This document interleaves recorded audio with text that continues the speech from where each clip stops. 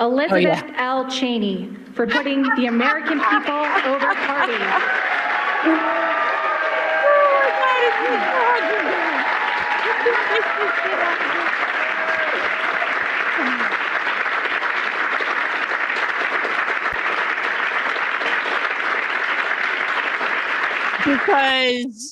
Because she doesn't like Trump because she has sour grapes against Trump because he endorsed somebody against her and she friggin' lost. That's why she hates Trump. She and her father should also be in prison. That's another story. You got the Citizens Medal of Freedom because you switched or you dropped out of the GOP. No, wait, you didn't even drop out. You got kicked out. Because she's Trump would call her a loser. But the thing is that, so she spoke out against what you all think was some big insurrection. This is our resident Irishman likes to say, 100% correct. This is hilarious. So the Presidential Citizens Medal. First of all, I don't know what that is. And I'm not really big into medals and awards and pomp and circumstance anyway. But just the visual first of all, the look on his face, he's so confused. He looks like he's melting. Oh, it's horrible. But just that whole concept of redeeming so many people from the past that have so historically been wrong on so many issues or nefarious or all of the above, and not just redeeming them, but really showing that they're all friends and it's one big club. I mean, it always has been. And now it's like, it's sort of like when I learned that professional wrestling wasn't real. That's what it's like. Like when you learn it's not real, like now you just see it. But why would she accept that? Why wouldn't she accept that? She's a whore. Clearly. You're telling me. Well, then this happened.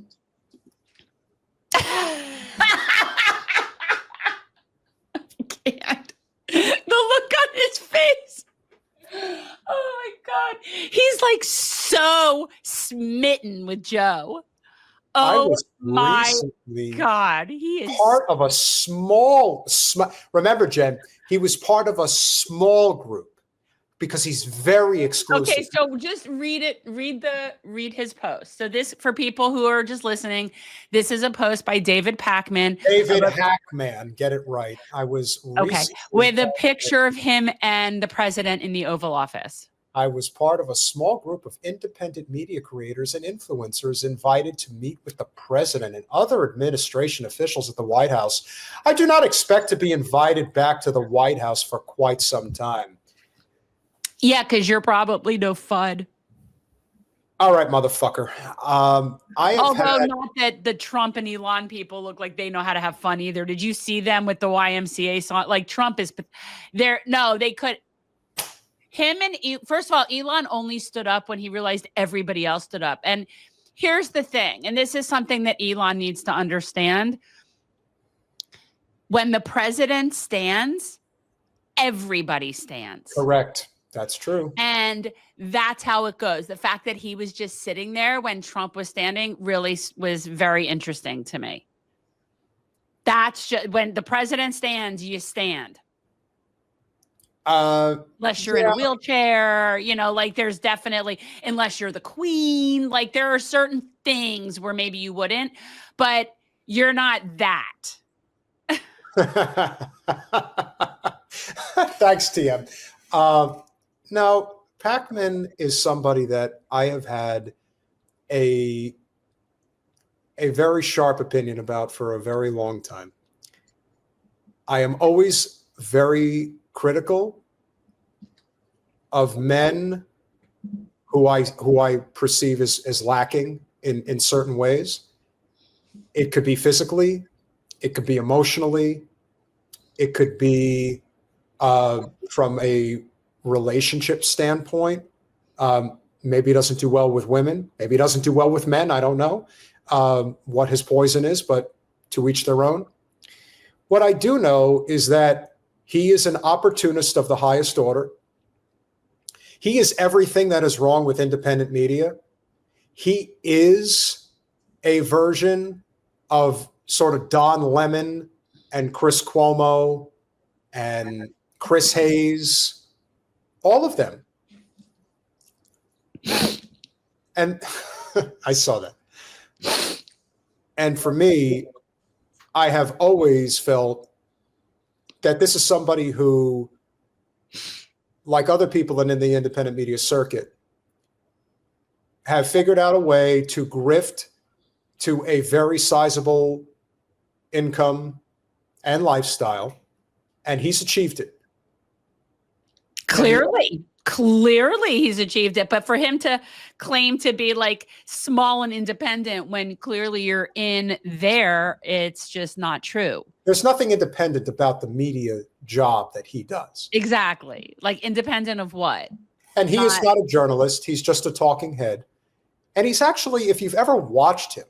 I actually haven't. I've never seen his show. I never saw his show. He's extremely bland. There isn't anything interesting about him at all. He has no personality whatsoever. In fact, he comes off like a smug piece of shit that belongs in a country club. So what is it that really set you off so much about this today in particular? Like, is it the picture of him and Joe? Is it the smug look on his face? The fact that you have these two men standing together, although one's a boy and the other's an old man. And these are two people that have been as forceful in their support of Israel and what they have done to the Palestinian people as anybody. Joe probably really does have a true Zionist disposition. And I'm sure Pakman does too. And Pakman absolutely does. Yeah. Pakman is an affluent Jew from the Boston area. And I've met plenty of them. I know these people. I know them well because my brother married into that type of a family.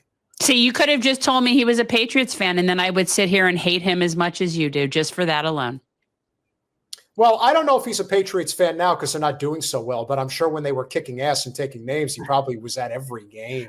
I cannot abide a Patriots fan. I could abide a lot. We could This agree. is why we love our audience. This is why we learn things that even I wasn't aware of, but I'm not surprised. I'm not surprised, but just so anybody knows, anybody Jewish can have citizenship in Israel if they want it, which is disgusting and pathetic in and of itself. But it's not like that is so, it's not hard to come by is my point. That's a good one, official. That's a really good one. A Pakman. I like it.